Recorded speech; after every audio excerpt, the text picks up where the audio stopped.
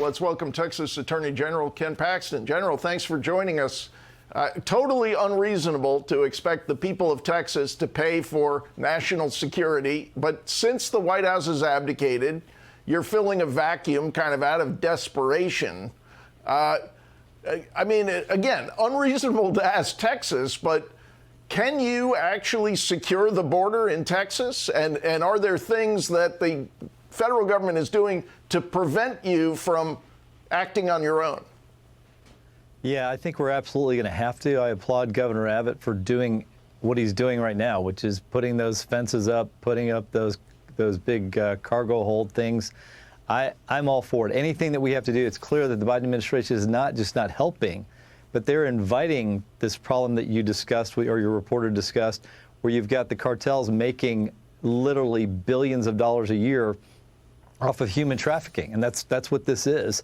It's illegal, it's wrong, and it's having a tremendously negative impact, not just on Texas, but as many of my friends in the AG world like to say, this is, all of us are border states now, and it's going to have a negative impact going forward for millions of Americans.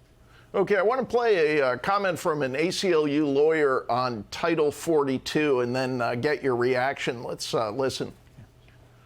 You can't misuse a public health law. It was not intended to regulate the border. I also think people are overstating what's happening at the border. If you close the border for so long, of course there's going to be a temporary influx of people, but ultimately it'll even out. And the federal government has more than enough resources to deal with this.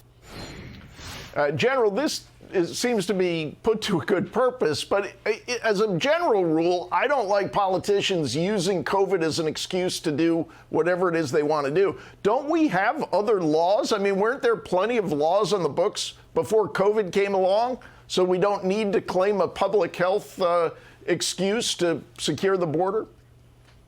Yeah, you are right about that. There were plenty of laws on the books. All of them are being ignored, not enforced by the Biden administration. Immigration is basically, we have an open border, unsecured. Just about anybody can cross over. And so we're using whatever means we can, and that includes health issues. It's not just COVID, but health issues. We've tried to enforce Remain in Mexico, which is this loophole for asylum seekers where anybody can walk up and say asylum, and the Biden administration says, you've said the magic word, now we're going to release you into our country. So, you know, we were trying to build a wall, both federally and state, and all of that's been stopped by the Biden administration. So they've forced us to use whatever means we can to protect our state and to protect our country. And do you see any change at all in the tone, the substance, anything coming out of the administration since the elections? Republicans took the House. Perhaps the president thinking, I keep hoping, maybe it'll never happen, that he might want to lead on this issue. Are you getting any kind of signal that anyone in the White House wants to address this chaos? No, as a matter of fact, I would say just the opposite. From the day one, I feel like they have done everything they could to encourage the cartels to bring as many people to the border as they can, and it's a pretty easy handoff. All they have to do is get them to the border. They don't have to hide anymore. It's pretty uncomplicated. Just magic word is asylum, and you're in. And the Biden administration has made it very clear to the world: get your people here, and we'll make sure they get across the border. We have one more soundbite we wanted to play. This is a resident of El Paso. These vacant schools that they are preparing for the sheltering, they are inside neighborhoods, residential areas. And I feel that is very wrong because we don't know who these people are. They're kind of neglecting U.S. citizens, the residents of El Paso, because we should be the #1 priority as to when it comes to safety. And they're not thinking about that at all. Yeah, General, just last reaction to that, and I'm just perhaps a dumb question, but just the math.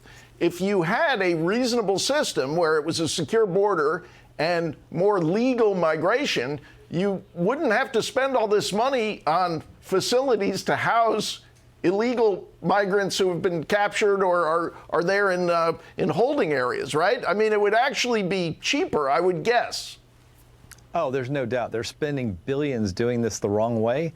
and they're also creating great risk for the people that you just heard talk. They're at great risk now, and so are the people migrating. They're at much greater risk. There's nothing good about what the Biden administration is doing for anyone. I don't understand what he gets out of this politically at this point. This is just mind-boggling. Anyway, we got to leave it there, General. Really appreciate you coming on and sharing your thoughts. Thank you.